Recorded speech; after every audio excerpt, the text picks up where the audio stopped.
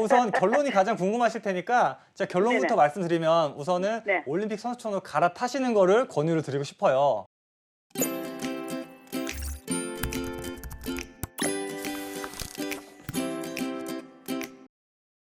여보세요?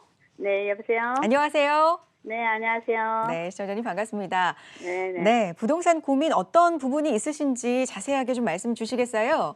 네, 성파구 문정 레비안인데요. 네. 레미안 30평에 살고 있는데 네.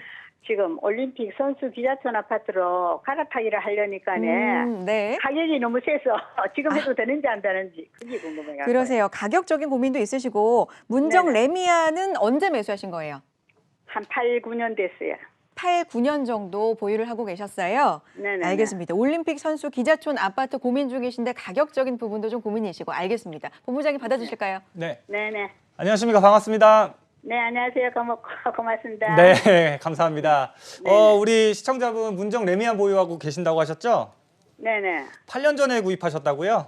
네, 8년, 9년, 한 8, 9년 정도 됐어요. 8, 9년 정도요. 네. 당시 구입 가격 혹시 기억나시나요? 그때 가격이 7억 6천을 주고 7억 샀어요. 6천 정도. 네네네. 요즘에는 요거 어느 정도 하던가요, 가격이? 지금 한 11억 채 못하거나 뭐 11억 정도에서 조금 빠질 우려도 있고 뭐 그 10억 정도예요. 한 중후반대 정도 보면 되겠네요. 우리가 좀 동도 좋고 청률 좋은 걸 살 때도 비싸게 줬고. 그렇죠. 그럼 저 가격이 좀 더 많이 받을 수 있겠죠. 우선 결론이 가장 궁금하실 테니까 제가 결론부터 네네. 말씀드리면 우선은 네. 올림픽 선수촌으로 갈아타시는 거를 권유를 드리고 싶어요.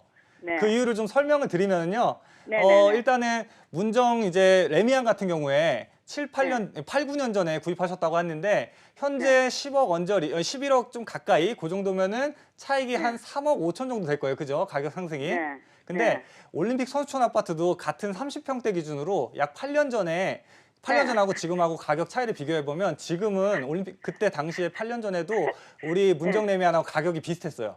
근데 비슷했어요. 네, 지금은 가격을 좀 알아보셨는지 모르겠는데 한 14억 중반 정도 가거든요. 30평대가. 네. 그러니까는 이게 같은 시간이 흘렀음에도 불구하고 문정 레미안 같은 경우에는 3억 5천. 근데 올림픽 선수촌은 거의 6억 5천이 올랐어요. 거의 2배 가까이 네네네. 올랐죠. 네. 그 이유는 문정 레미안 같은 경우에는 10년 조금 넘은 연식, 비교적 젊은 연식이에요. 근데 올림픽 선수촌은 이제 재건축을 바라보는 30년 이상 된 네. 노후 아파트인데도 불구하고 가격 상승이 2배 정도 차이가 난다. 네네. 선호도의 차이가 있기 때문에 그래요. 네. 당연히 아파트가 가격이 오르려면 많이 유명한 아파트, 많이 유명한 아파트여야지 많은 어떤 수요자들이 들어올 거 아니에요. 수요자들이 들어와서 또 사고 팔고 거래를 자주 이루어 줘야 가격이 상승할 거 아닙니까? 그렇죠? 네네. 지금 거기에다가 올림픽 선수촌 아파트 같은 경우에는 잘 아시다시피 재건축 이슈까지 있어요. 네.